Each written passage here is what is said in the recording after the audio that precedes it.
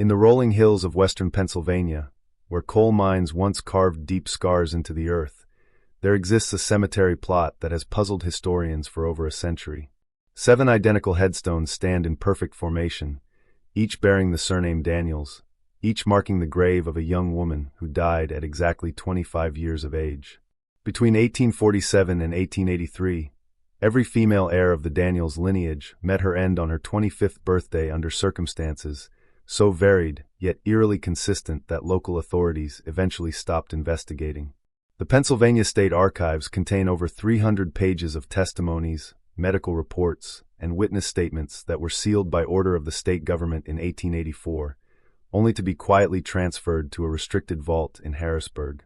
What you're about to hear has never been told in its entirety, pieced together from recently discovered family letters, court records, and the personal diary of Dr. Ezra Caldwell, the physician who attended to 4 of these deaths and spent her final years obsessively documenting what she called the Daniels curse. Before we continue with the story of the Daniels family and their inexplicable tragedy that haunted an entire community for nearly 4 decades, I need you to do something for me. If you're fascinated by historical mysteries like this one, hit that subscribe button and ring the notification bell so you never miss our deep dives into America's darkest secrets. And let me know in the comments below what state or city you're listening from. I love connecting with fellow mystery enthusiasts from all corners of our country. The truth about what happened to the Daniels daughters is far more disturbing than any supernatural explanation could ever be, rooted in the harsh realities of 19th century industrial America. Family secrets that span generations, and a conspiracy of silence that protected the powerful while destroying the innocent. The year was 1846 when Liam Daniels first arrived in Millfield, Pennsylvania, a burgeoning coal mining town nestled in the Appalachian foothills about 40 miles southeast of Pittsburgh. Like thousands of Irish immigrants fleeing the Great Famine, Liam carried little more than calloused hands, an iron will, and dreams of prosperity in the New World. But unlike most refugees who arrived destitute and desperate, Liam possessed something that would prove both a blessing and a curse. A letter of introduction from a mysterious benefactor in Ireland, who had arranged his passage and promised him employment with the Keystone Coal and Iron Company. Millfield was a company town through and through. Its dusty streets lined with identical wooden houses painted a uniform gray, its economy entirely dependent on Keystone's massive operation that employed over 800 men in a network of mines that honeycombed the surrounding mountains. The company owned everything from the general store to the church pews, from the schoolhouse to the cemetery plots, creating a sealed world where every aspect of life was controlled by corporate decree. Even the town's name was a company invention. The original settlement had been called Greendale, but Keystone had rechristened it to reflect their vision of industrial efficiency over natural beauty.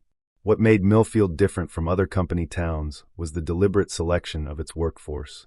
Rather than simply hiring whoever showed up looking for work, Keystone had developed a sophisticated recruitment system that targeted specific families from specific regions of Europe, particularly those fleeing political upheaval or economic disaster.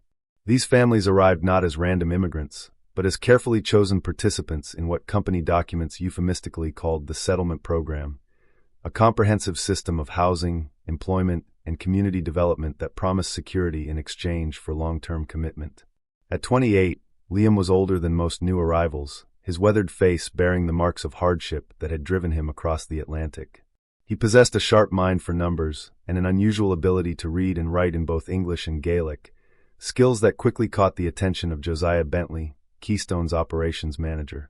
Bentley was a thin, calculating man in his 40s who had transformed Millfield from a struggling mining camp into one of the most profitable operations in Pennsylvania through what he called innovative labor management techniques. Within his first month, Liam was promoted from the mines to the company's accounting office, a move that elevated him above most immigrants, but also placed him in a position where he would witness the true scope of Keystone's control over its workers. The ledgers he maintained contained more than simple payroll records. They tracked every aspect of the employees' lives, from their debts at the company store to their attendance at the company-sponsored church services, from their children's performance in the company school to detailed notes about their political opinions and social associations. It was in this office, amid ledgers thick with coal dust and the weight of other people's secrets, that Liam met Fiona O'Connell. She was the daughter of Dermot O'Connell, one of the first Irish families recruited for the settlement program, and she worked as a seamstress for the wives of company supervisors. Fiona possessed an education unusual for a woman of her background.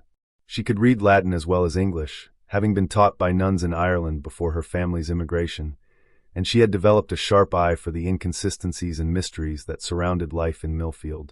Their courtship was brief but passionate, partly because genuine affection developed quickly between them, but also because both sensed that their individual survival in Millfield's complex social hierarchy would be enhanced by marriage.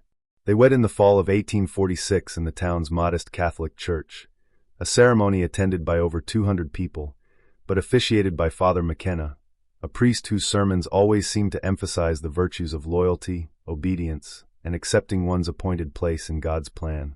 Fiona was a beauty by any standard, with raven-black hair and eyes the color of storm clouds. But more importantly to Liam, she possessed a fierce intelligence and shared his growing unease about the true nature of their supposed good fortune. Their honeymoon cottage on Elm Street was one of the nicer houses available to Irish families.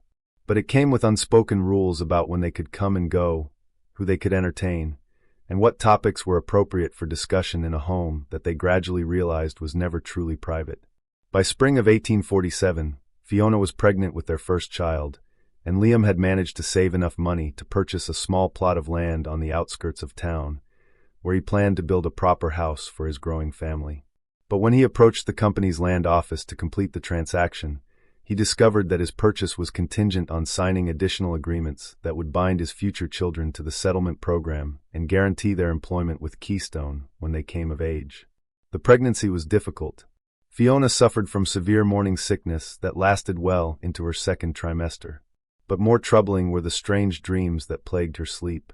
She reported visions of standing in a vast cemetery filled with identical headstones, each bearing the name of a young woman she had never met but somehow recognized.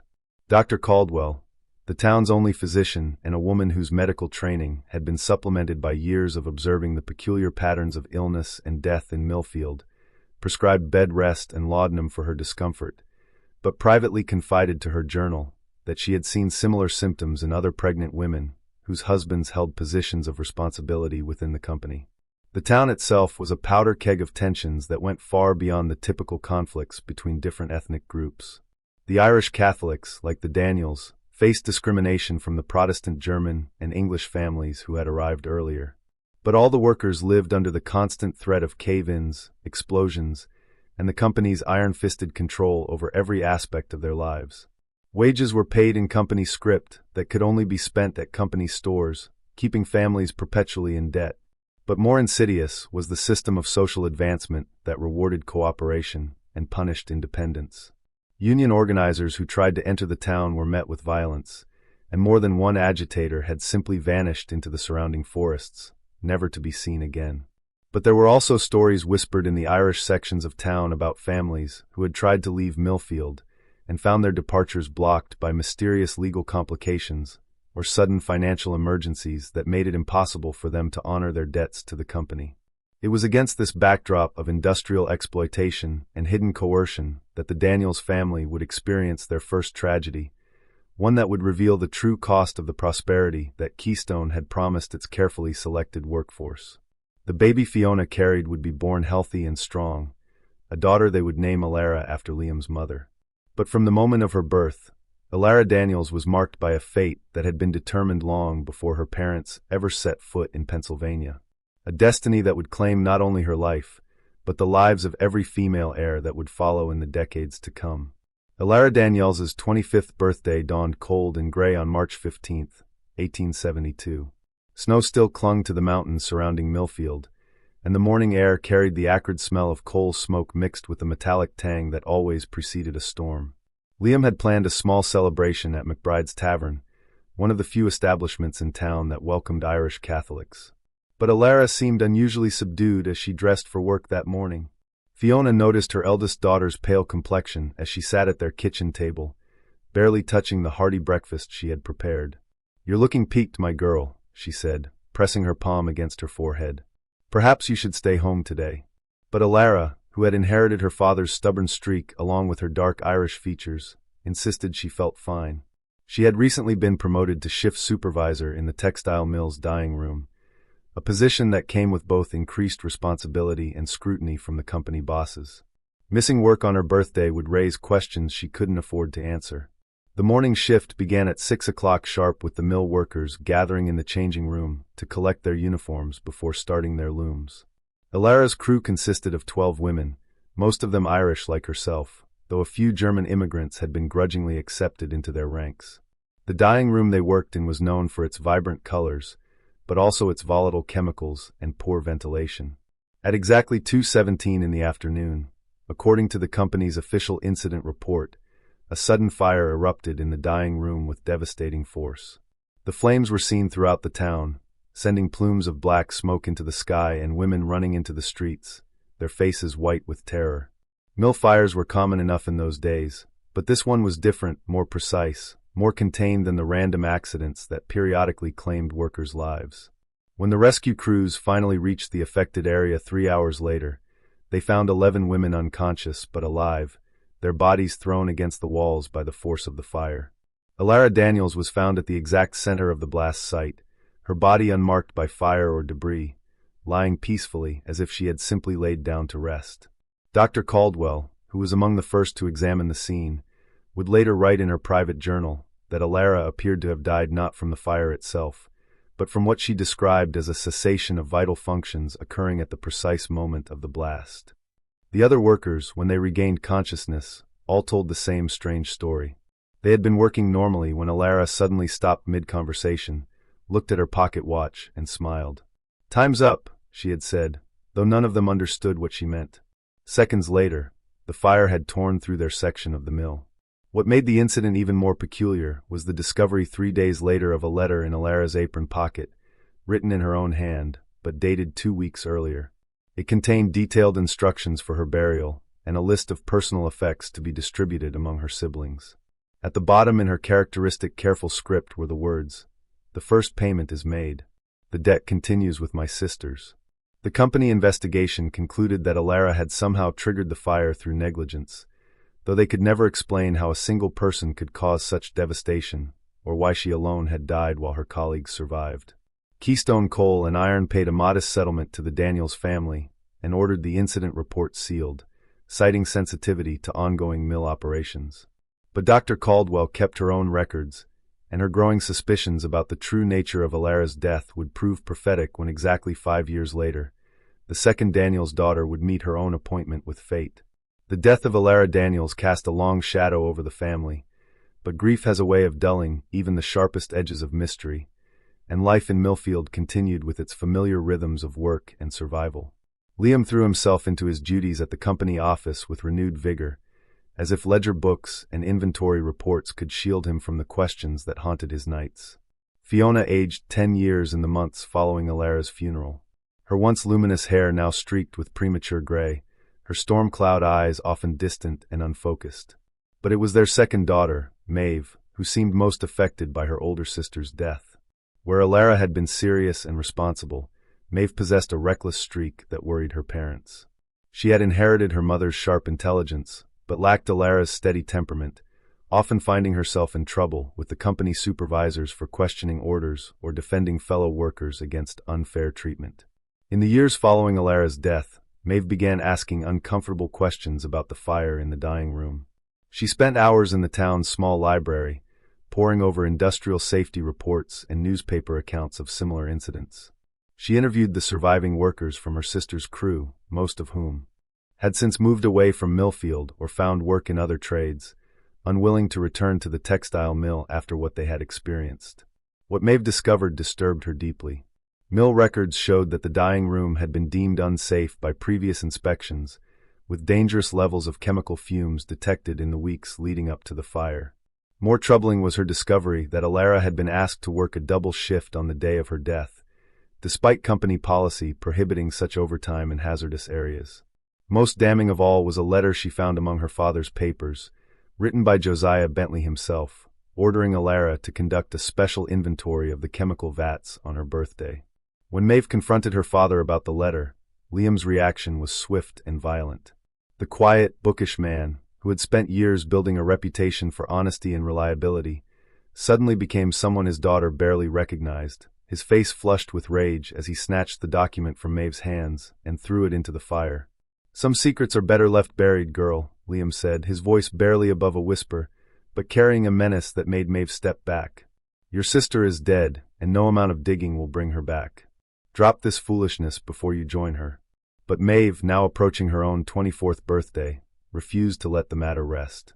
She began meeting secretly with former Keystone employees who had left the company under suspicious circumstances, and what they told her painted a picture of corruption and conspiracy that reached far beyond a simple mill accident. There were stories of union organizers who had died in accidents after getting too close to exposing safety violations, of whistleblowers who had simply vanished into the Pennsylvania wilderness, and of a secret agreement between Keystone Coal and Iron and certain prominent families in the region that ensured profitable operations at any cost. Most disturbing of all were the tales of what the older workers called blood contracts. Agreements made decades earlier that bound certain families to the company in ways that went far beyond simple employment. These contracts, according to the stories, required specific forms of payment that could only be satisfied through death. And the payments came due with clockwork precision, always on significant birthdays, always targeting the young women who might otherwise carry on their family names and challenge the established order. As Maeve's 25th birthday approached in the spring of 1877, she became increasingly paranoid and erratic. She began carrying a small dagger and refused to walk alone, insisting that someone was following her through the streets of Millfield. Her mother found her one morning standing at her bedroom window, fully dressed despite the early hour, watching the sunrise with an expression of profound sadness. "They're coming for me, Ma," she said without turning around, "just like they came for Alara. But I'm not going to make it easy for them." Fiona Daniels tried to dismiss her daughter's fears as grief and imagination, but deep in her heart, she felt the cold touch of dread. The night before Maeve's birthday, she knelt before the small shrine she had built in her bedroom, surrounded by candles and rosary beads, and prayed with a desperation that bordered on madness.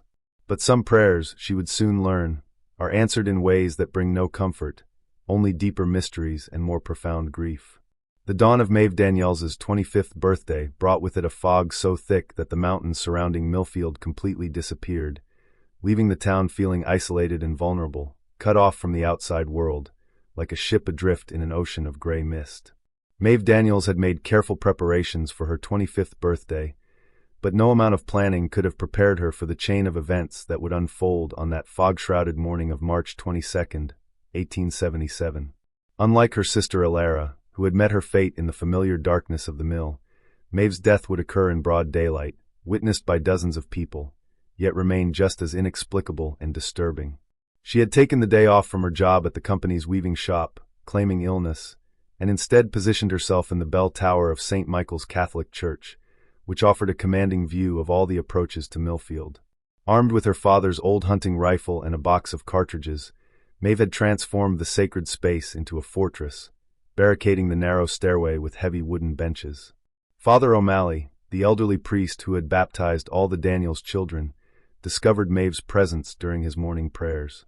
The young woman's appearance shocked the cleric. Hollow-eyed and gaunt, Maeve had obviously not slept in days, and her clothes hung loose on her frame as if she had stopped eating altogether. "Maeve, my daughter," the priest said gently, approaching with his hands visible and empty. "What troubles bring you to God's house with such weapons?" Maeve's response was rambling and desperate, a mixture of accusations and pleas that painted a picture of a conspiracy so vast and deeply rooted that Father O'Malley initially dismissed it as the ravings of a young woman overwhelmed by grief. But as Maeve spoke, providing specific dates, names, and details that only someone with intimate knowledge could possess, the priest's skepticism began to give way to a growing horror. According to Maeve, her sister Alara had not died in a random mill accident, but had been deliberately murdered as part of a grotesque ritual that bound the Daniels family to Keystone Coal and Iron through what she called a contract written in blood. The fire in the dying room had been carefully orchestrated, timed to occur at the exact moment of Alara's 25th birthday, fulfilling an obligation that had been established decades earlier through circumstances that Maeve claimed to understand but refused to fully explain. "They're coming for me today, Father," Maeve said, her voice breaking with emotion. "And when I'm gone, they'll come for Bridget, and then for Clara and for little Eleanor. Every daughter, every 25th birthday until the debt is paid in full, or until there are no more Daniels women left to sacrifice. Father O'Malley tried to calm the young woman, offering prayers and comfort. But Maeve was beyond consolation. She had spent months investigating her sister's death, and claimed to have discovered documents that proved the existence of the blood contract, though she had hidden these papers in a location she would not reveal. Her plan was simple. From her vantage point in the bell tower, she would identify whoever came to kill her and shoot them before they could complete their mission, breaking the cycle of death that had claimed Alara and now threatened the entire family. At exactly noon, as the church bells began their daily toll, Maeve suddenly stiffened and pointed toward the main street of the town. "There," she whispered to Father O'Malley. "Do you see them? 3 men in dark coats walking this way. They're not from Millfield. I don't recognize any of them." The priest peered through the narrow window, but saw only the normal midday bustle of townsfolk going about their business. The fog had lifted slightly, but visibility was still limited, and he could not make out the figures that had captured Maeve's attention. When he turned back to the young woman, he found Maeve raising the rifle to her shoulder, her finger on the trigger, her face a mask of grim determination. What happened next would be debated by witnesses for years to come. At the exact moment that Maeve Daniels pulled the trigger, aiming at what she believed to be her approaching executioners, the rifle exploded in her hands with a force that should have been impossible. The weapon had been meticulously maintained and recently inspected, but it disintegrated as if it had been packed with far more gunpowder than any standard cartridge could contain. The explosion killed Maeve instantly, her body thrown against the stone wall of the bell tower with such violence that Father O'Malley, despite his decades of experience comforting the grieving and blessing the dead, fainted from the shock. When the priest regained consciousness 20 minutes later, he found Maeve's body in a position that would haunt his dreams for the rest of his life. The young woman was kneeling, her hands clasped in prayer, her face peaceful and unmarked by the violence that had claimed her life. The investigation into Maeve Daniels's death was perfunctory at best. Company officials declared it a tragic accident caused by defective ammunition, and the rifle's manufacturer, a respected firm from Philadelphia, could offer no explanation for the weapon's catastrophic failure. The 3 mysterious strangers that Maeve had spotted were never identified, if indeed they had ever existed at all. But Father O'Malley kept his own counsel about what he had witnessed, writing detailed accounts in a private journal that would not be discovered until after his death 30 years later. And in that journal, he recorded one detail that the official investigation had overlooked. At the moment of Maeve's death, every clock in Millfield had stopped at precisely the same time, freezing the town in a moment of silence that lasted exactly 25 seconds before time resumed its normal flow. The death of Maeve Daniels sent shock waves through the tight-knit Irish community of Millfield, but it was the reaction of Liam Daniels that truly alarmed those who knew the family well. Rather than succumb to grief, as he had after Alara's death, Liam became a man possessed by a fury that bordered on madness. He stormed into the offices of Keystone Coal and Iron the morning after his daughter's funeral, demanding to see Josiah Bentley, and carrying with him a leather satchel that he clutched with white-knuckled intensity. What transpired during that meeting remains one of the central mysteries of the Daniels case, as both men took extraordinary measures to ensure their conversation remained private. But Clara Hoffman, Bentley's secretary, later told her sister that she heard raised voices through the heavy oak door of the manager's office, followed by what sounded like objects being thrown and furniture being overturned. When Liam finally emerged 2 hours later, his face was deathly pale, and the leather satchel was no longer in his possession. Bentley, for his part, seemed equally shaken by whatever had occurred. Mrs. Hoffman reported that her employer canceled all his appointments for the remainder of the week and spent long hours staring out his office window at the mountains that surrounded the town. On Friday evening, he summoned her to take dictation for what he described as a matter of urgent personal business. But when she arrived with her stenography equipment, she found him sitting motionless at his desk, apparently having changed his mind about whatever he had planned to reveal. The changes in Liam Daniels were even more dramatic.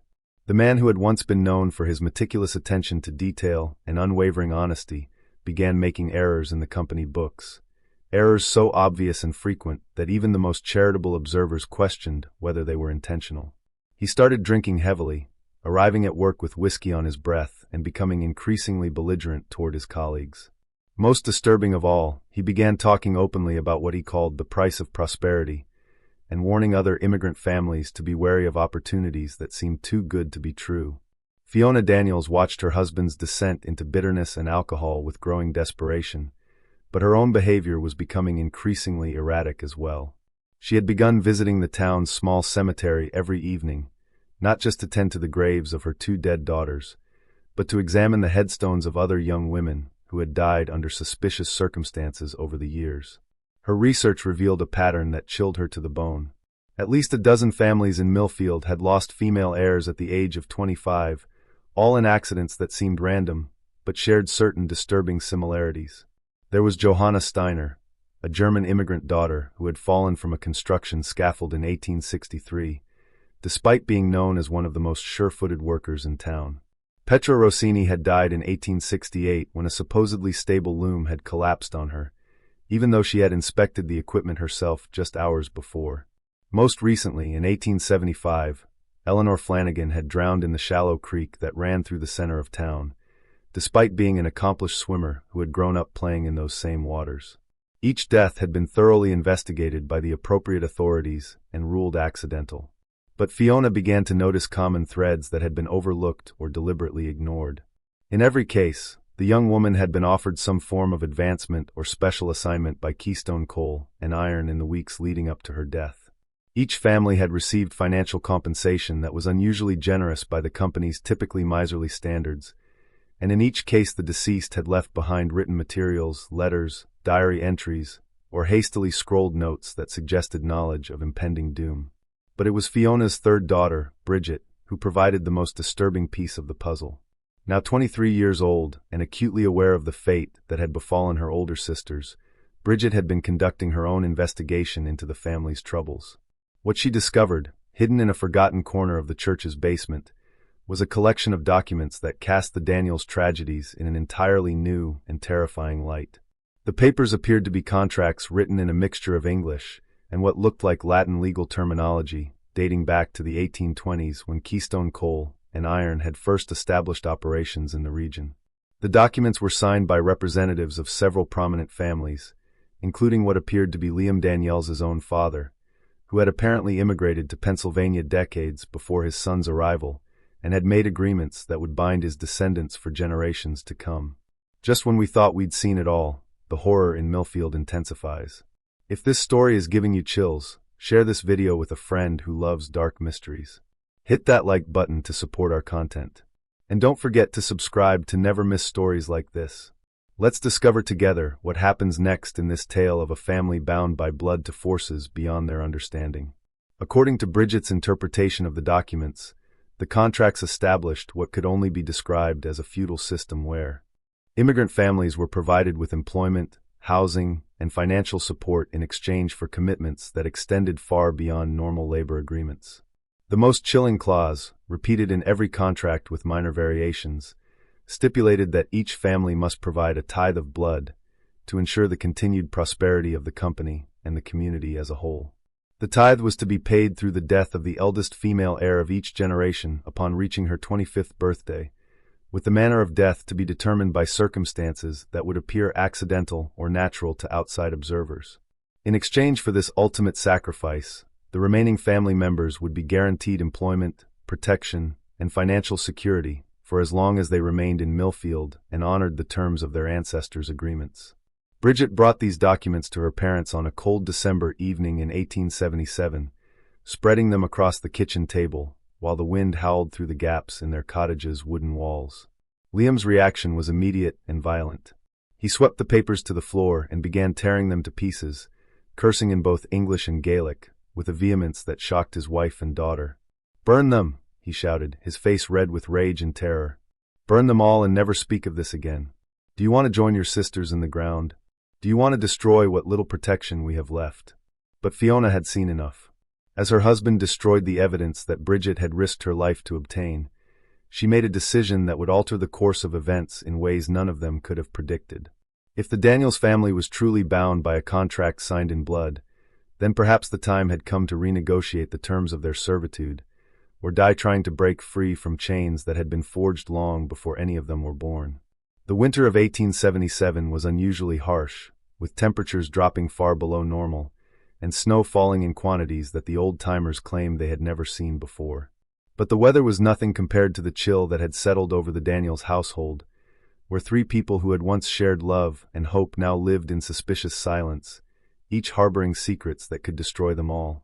On the morning of February 14, 1878, exactly 2 months before Bridget Daniels' 25th birthday, Fiona made a decision that would expose the truth behind decades of carefully orchestrated death and deception. She had spent sleepless nights formulating a plan that was as desperate as it was dangerous.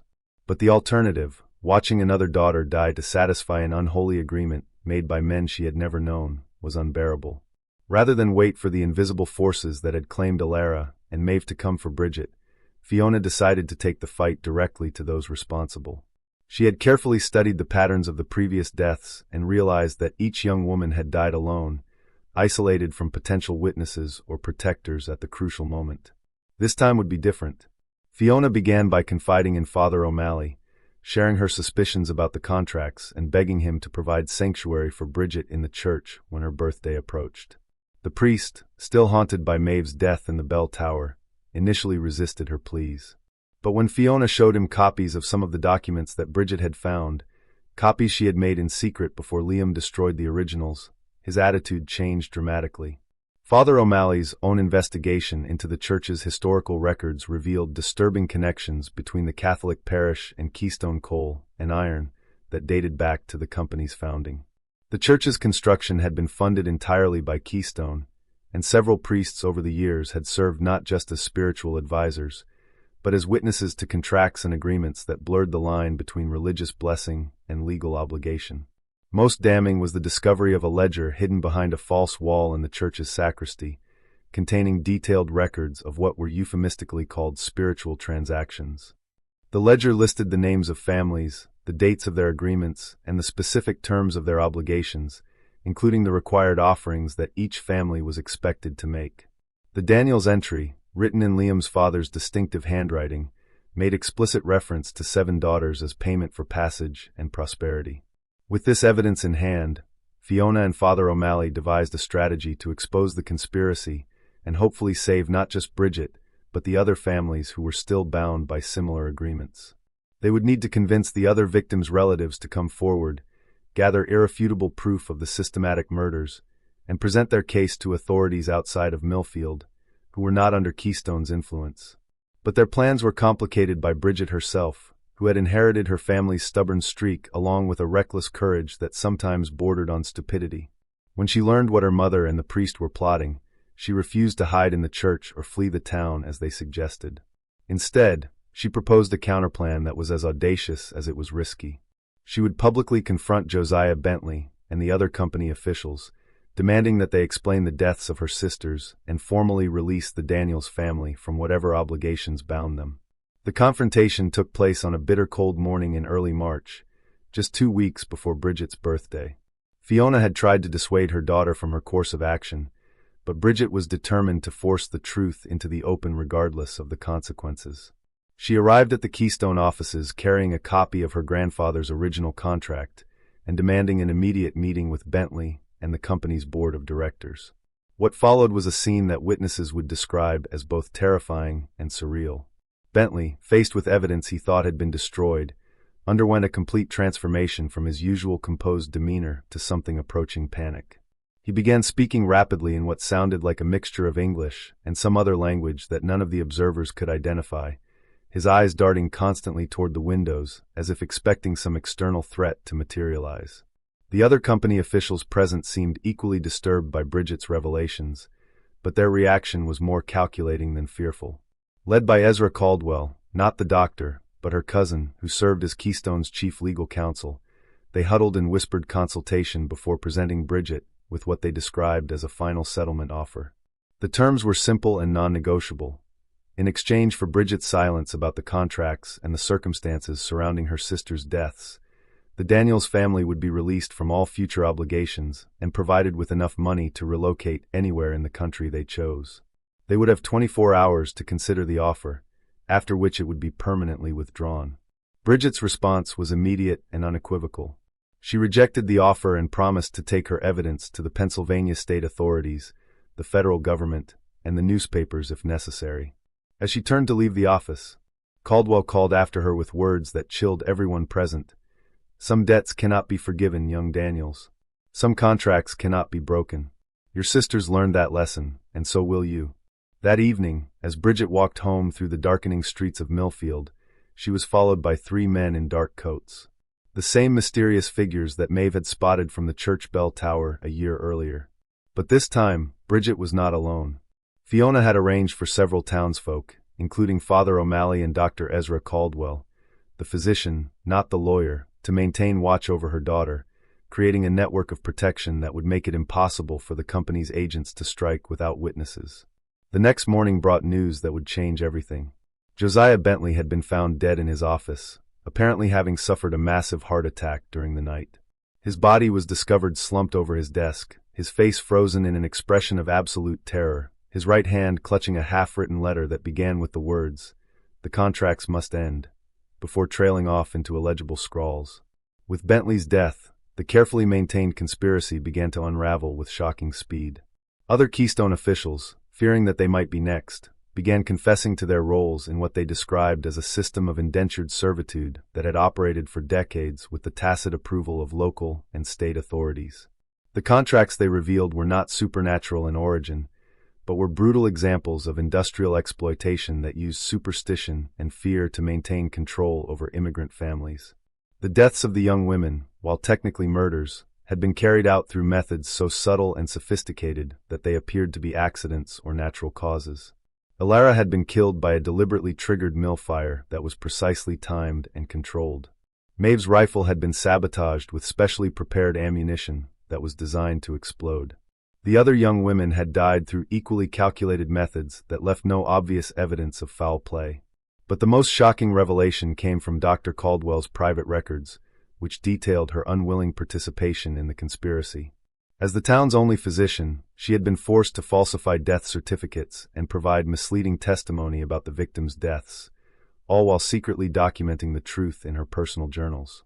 Her records revealed not just the methods used to murder the young women, but the names of the actual killers, a small group of professional assassins who traveled between company towns throughout Pennsylvania, carrying out similar accidents wherever immigrant families became troublesome or their daughters reached the age where they might challenge the established order.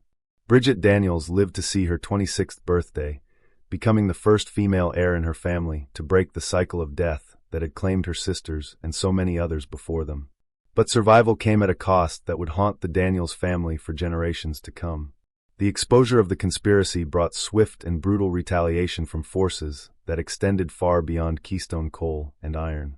Within weeks of Bentley's death and the revelations that followed, the Daniels family began receiving death threats from unknown sources. Their cottage was vandalized repeatedly. Liam was fired from his position with the company, and local merchants suddenly refused to sell them food or other necessities. More disturbing were the accidents that began plaguing other families who had come forward with their own stories of suspicious deaths and coercive contracts. Houses caught fire in the middle of the night. Mill machinery collapsed unexpectedly, and several potential witnesses simply vanished without explanation. The message was clear. Speaking the truth about the industrial conspiracy was itself a death sentence. Father O'Malley's church was burned to the ground in April of 1878, with the priest barely escaping with his life. The official investigation blamed the fire on a faulty stove, but everyone in Millfield knew it was revenge for his role in exposing the contracts. The priest relocated to a parish in Philadelphia, taking with him copies of all the documents he had helped Fiona gather, but he would never again speak publicly about what he had witnessed in Millfield. Dr. Caldwell met a more dramatic end. Just days before she was scheduled to testify before a state commission investigating labor practices in Pennsylvania's industrial towns, she was found dead in her office, apparently having taken her own life by ingesting a massive dose of laudanum. Her suicide note claimed that she could no longer live with the guilt of her complicity in the murders, but those who knew her well doubted that she would have chosen such a cowardly exit from her troubles. The Daniels family themselves barely survived the wave of retribution that followed their defiance. In May of 1878, Liam was found beaten unconscious on the road outside of town, his attackers unknown, but their message clear. Fiona began suffering from mysterious illnesses that left her weak and often bedridden, symptoms that persisted despite treatment from doctors brought in from Pittsburgh. Even young Eleanor, the youngest Daniel's daughter, who was still only 18, was targeted for harassment at school and on the streets, making it clear that the family's persecution would continue indefinitely if they remained in Millfield. Faced with the choice between continued resistance and survival, the Daniels made the painful decision to abandon everything they had built in Pennsylvania and start over somewhere far from the reach of Keystone Coal and Iron and its network of enforcers. In the summer of 1878, using money they had secretly saved over the years, plus a modest settlement negotiated through intermediaries, the Daniels family purchased train tickets to Oregon Territory, where Liam had heard that Irish immigrants could find work in the lumber mills without the suffocating control of company towns. They left Millfield in the dead of night, carrying only what they could fit in 2 traveling bags, abandoning their cottage, their possessions, and the graves of Alara and Maeve. The journey west was harrowing, not just because of the physical hardships of cross-country travel in 1878, but because of the constant fear that their enemies had followed them. At every stop, Liam would scan the crowds for familiar faces or the telltale signs of professional killers, while Fiona clutched her remaining daughters close and prayed that they had not simply delayed the inevitable. They settled in a small logging town called Cedar Falls, nestled in the Cascade Mountains about 60 miles east of Portland. The work was hard and dangerous, but it was honest labor without the web of contracts and obligations that had trapped them in Pennsylvania.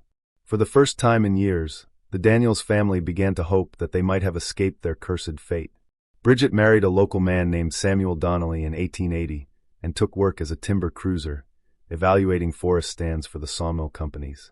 She lived quietly and carefully, never speaking about her past and always watching for signs that the darkness from Pennsylvania had followed her west.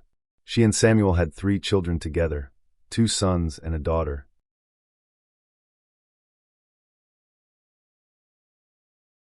They named Alara in honor of Bridget's deceased sister. Eleanor, the youngest Daniel's daughter, grew to womanhood in Oregon and seemed to have completely escaped the shadow that had fallen over her family.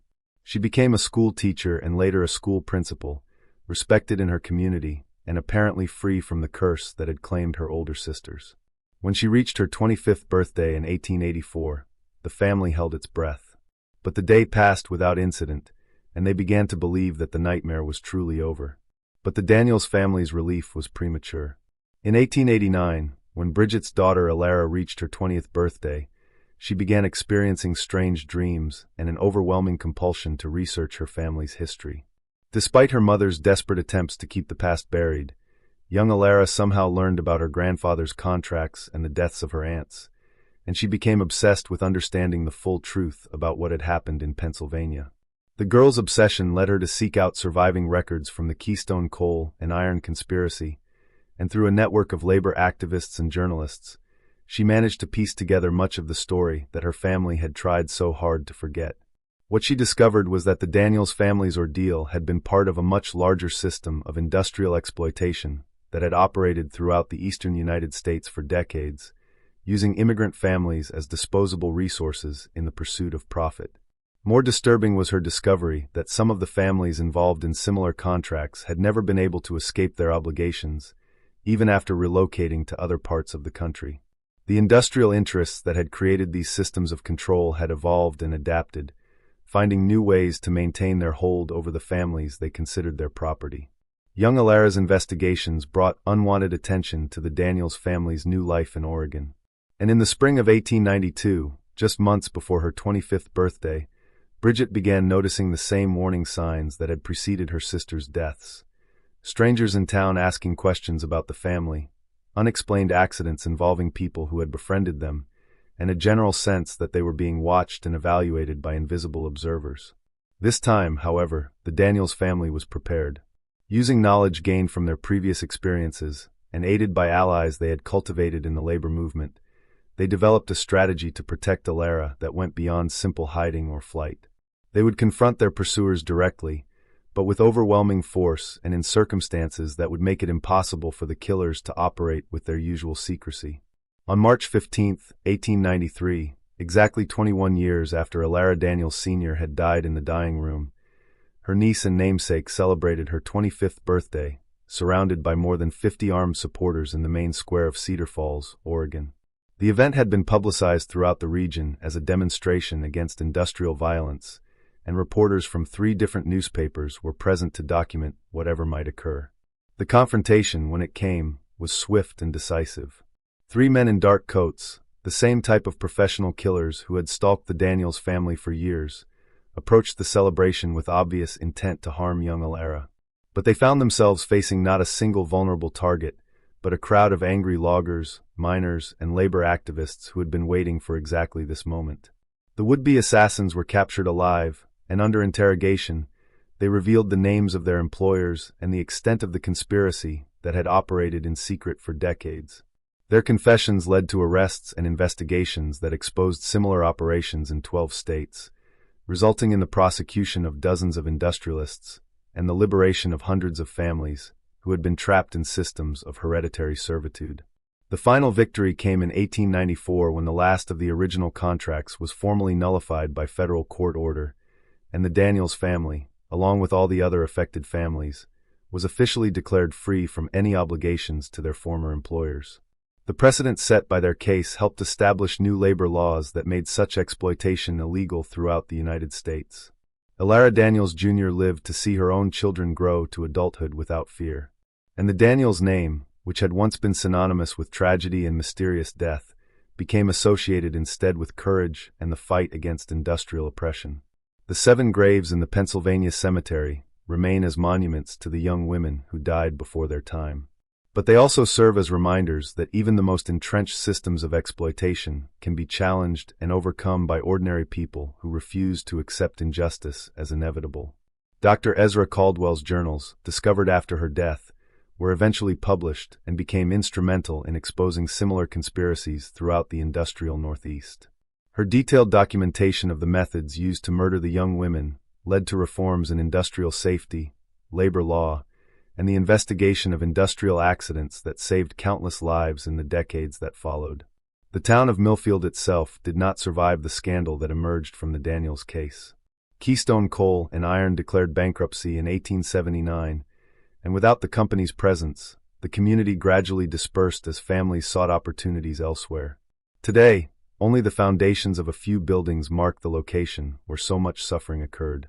And the cemetery where Alara and Maeve Daniels are buried has become overgrown with weeds and forgotten by all but the most dedicated historians. But their story lives on as a testament to the power of ordinary people to resist extraordinary evil, and as a reminder that the price of freedom is often measured in blood, sacrifice, and the courage to speak truth to power regardless of the consequences. The Daniels family's ordeal began with contracts signed in desperation by immigrants seeking a better life for their children. But it ended with the destruction of a system that had claimed hundreds of lives over the course of more than half a century. This mystery shows us that the most terrifying horrors are often not supernatural, but profoundly human. Born from greed, sustained by fear, and perpetuated by our willingness to look the other way when convenient. The Daniels daughters died not because of a curse or otherworldly forces, but because powerful men decided that their lives were acceptable sacrifices for economic prosperity. What do you think of this story? Do you believe everything was revealed? Or do you think there are still secrets buried in the ruins of places like Millfield? Leave your comment below, and let me know if you think such conspiracies could exist in today's world. If you enjoyed this tale and want more stories about hidden American history, subscribe, hit the notification bell, and share with someone who loves mysteries.